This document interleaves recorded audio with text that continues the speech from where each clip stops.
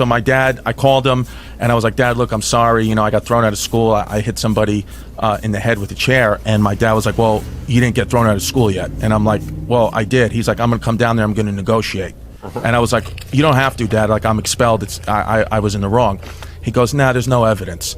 And I swear to God. So we comes down to the principal's office. I'll never forget this. He was wearing like a New York Yankees batting practice jacket, sweatpants. He had a cup of Dunkin' Donuts coffee. He was wearing his huge chain. He has like the like one of those like Jesus, Jesus's actual height and weight in gold chain. So he walks into the principal's office, and like, you know, keep in mind, I mean, it's, you know, you have to have a meeting with the principal. There's a secretary. There's a whole system. My dad just ignores all that. He goes, which room is it? And I was like, oh, it's that room. So the secretary's like, oh, sir, can I help you? He just ignores, walks in. The principal, I'm seeing this like from behind my dad. The principal was on the phone, and my dad goes, hey, can I talk to you? And doesn't introduce himself, nothing. And the principal's like, excuse me? He goes, yeah, I'm Chris's dad. I need to talk to you. And the principal's like, well, I'm on the phone, sir. You'll have to wait outside. And my dad just hangs up the phone. Oh, wow. It was like power he move. just hangs up the phone. He goes, look at that. Now you're not on the phone. Because when my dad gets into like a mode like that, and to be honest, like I think my dad was a crazy nut job, in and out of prison guy when I was very young, before I was even born. The dad that I knew, you know, other than this moment, was relatively calm. He was like a diabetic. He's on dialysis. But like when I was a kid, I mean, he was in prison.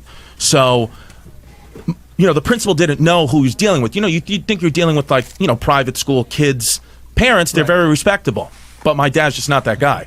So my dad was like, we got a situation, you know, you can't throw my kid out of school. He's like, I can't let it happen. And the principal's like, well, he hit somebody in the head with a chair, so you have to, you know, unfortunately he's expelled. My dad's like, there's got to be another way.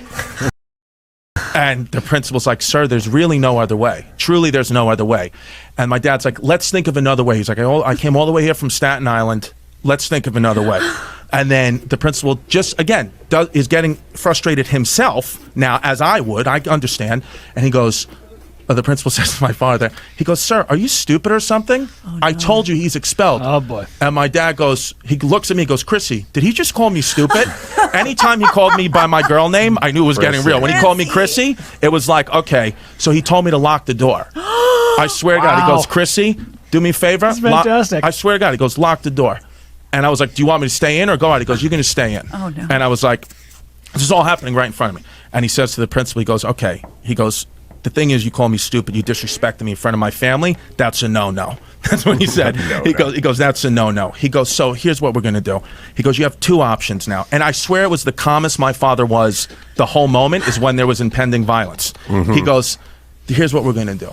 He goes, I'm going to give you two options. The first option kind of sucks for you, but I'm going to lay it out. He goes, I'm going to come over there. I'm going to break both your kneecaps. And I was like, that's crazy. And then he goes, you're going to think I saw that line in a movie? He goes, I'm the kind of guy that they write these movies about. He said, I have no, and he was he had a reason. He said, I'd rather go to jail for the rest of my life than you throw him out and me have to listen to his mother's mouth for the rest of my life. So he said, you've been doing me a favor. That's the thing. He said, because he said to the principal, he said, either way I'm in prison. One's emotional, one's physical. He goes, I'd rather be in physical prison with my friends than have to listen to his mother forever, that it's my fault, that another mistake I made.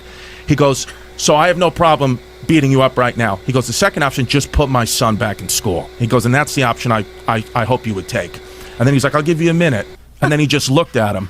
And then I swear, like, it was so tense. Like, the principal was white as a ghost. Because now he's like, you can be tough all you want, but now you're locked in a room with a psychopath. So it's like... Wait a second. I was tuned out for a second. Are we still talking about Koppelman's dad here?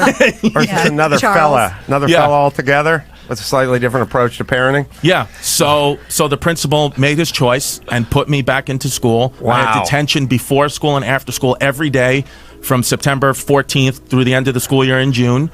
And I got thrown off the basketball team, and, you know, to my fault. And to be honest with you, I swear by the end of that year in June, my dad and this principal were like on handshaking, like friendly terms. Sure. Like he respected my father. I want to know. If his hand's on your hands. And then the kid never pressed charges. The kid was going to press charges. Him and his family were going to press charges. That all went away too. And we're fine.